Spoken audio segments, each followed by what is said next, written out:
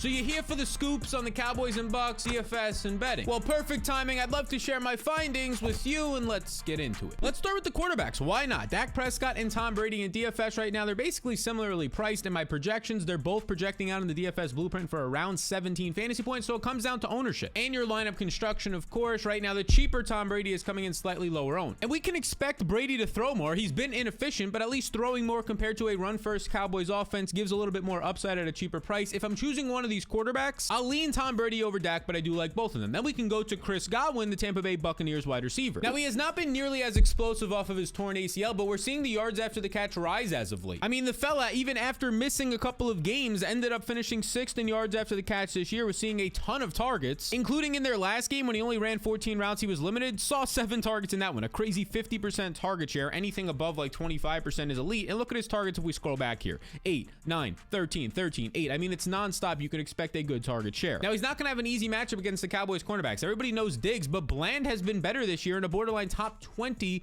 cornerback in the NFL. That being said, between the $7,000 and like $9,000 price range, Godwin appears to be the best option. He'll have some ownership, but it's not crazy. How about CeeDee Lamb up top at $10,600? Lamb's unfortunately going to have a much more difficult matchup. Whether he's in the slot against Winfield, who's been one of the best slot cornerbacks, 9th overall in the entire league this year, or Jamal Dean on the outside, who's been 11th out of 120 cornerbacks. It's not a great matchup for CeeDee Lamb, who's expensive. His prop is set at around 6.5 catches, so he should have a good game. We know he can go for 100 plus yards and 2 touchdowns. Price point's a little bit tough to justify. That said, he's going to remain in play because we know this guy any given week can drop 100 yards and multiple touchdowns. All right, so if we play the guys up top, we need to find some value, and let's discuss. How about the Buccaneers starting tight end, question mark, who's only $1,800 this week, in K-Dot in the rookie. The last time we saw him, he was playing 89% of the snaps, basically season high usage for the most part, out there for 40 routes, 83% of the total routes, 6 targets now, back-to-back full games of 6 targets and 3 red zone targets. I mean, this is great. He's had 5+ targets in 4 of his last 5 games. Now, the issue is Cameron Brate didn't play in week 17. He got banged up in week 16. He's probably going to return this week. How much does the veteran now play over the rookie in the postseason? And that is a legit concern, but at the price tag of $1,800, even if K. Dotton's only running 15, 20 routes out there, it's still in play, especially because he's used in the red zone. Now, the spot to probably take advantage of K. Dotton the most is on Prize Picks at 22.5 receiving yards. I ended up taking it at 25.5. It's now dropped since then. Still like this number under 22.5. It's actually the under that I will like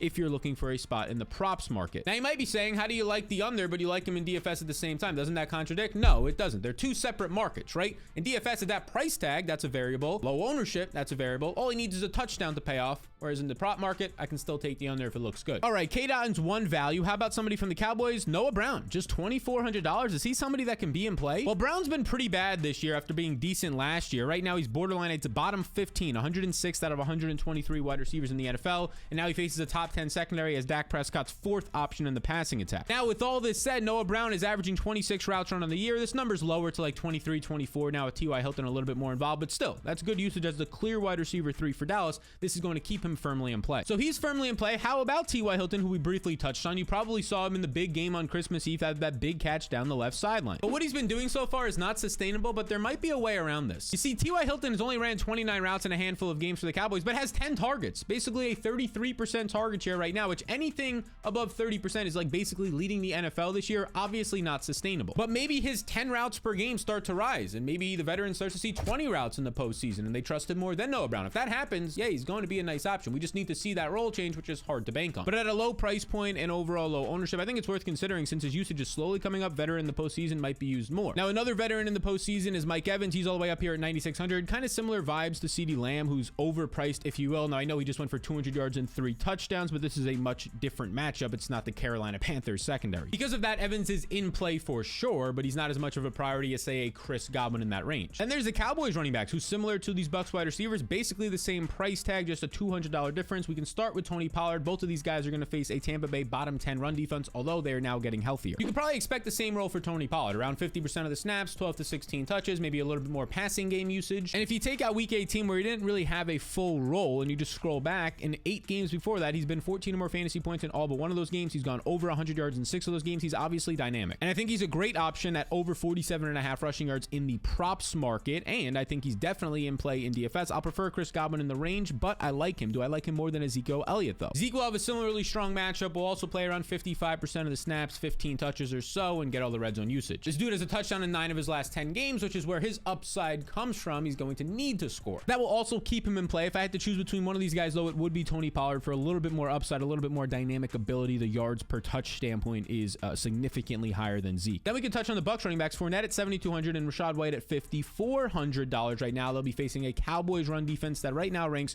21st.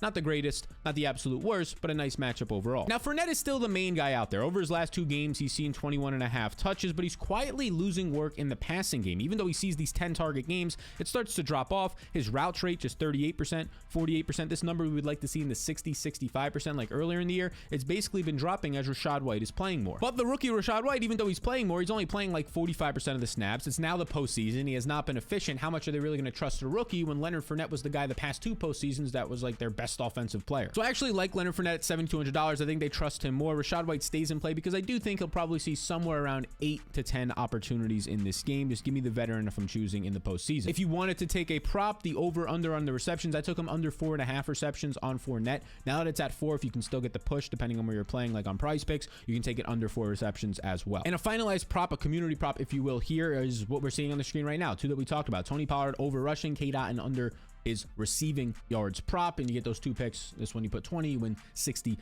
Rooskies. If you want to take this on prizepicks.com with an instant free bet up to $100, you just use the link in the description below to join the countless others getting access now to that free bet. All right, now maybe the best play on the slate as far as values go is going to be $6,400 Dalton Schultz, the tight end that everybody was drafting in season long, and now he's finally starting to pay off as we enter the postseason. Dalton Schultz over his last couple of games, 9 targets, 10 targets, but the big thing here, his route rate, 88%, 81%, 79%, 87%. For reference for tight ends, anything above 70% is fantastic. 80% is elite. Approaching 90% is basically the cream of the crop, the top 1% in the NFL. And this is important because the more routes running, your more ability to be on the field in the red zone, on third downs, and just see targets in general. So that makes him a really good play. Now there's some other mid-range options down here. How about these Atlanta wide receivers, Russell Gage and Julio Jones, both expected to play in this game. The big thing for Russell Gage, and both of these guys will be in play, neither of them are a strong priority. If I had to choose one, it would be Russell Gage. The big thing for him, he's seeing more routes as he gets healthier. He's firmly being the wide receiver 3 here, and he gets red zone usage. He's on the field in the red zone more than Julio Jones, even when they're both healthy this year. Top 10 in red zone targets despite missing a good amount of games this season. Now, Julio is expected to play. The last couple of games he's been dealing with injury, leaving early. I do think you could probably see him ramping back up to about 40% of the snaps, maybe rotating in a little bit more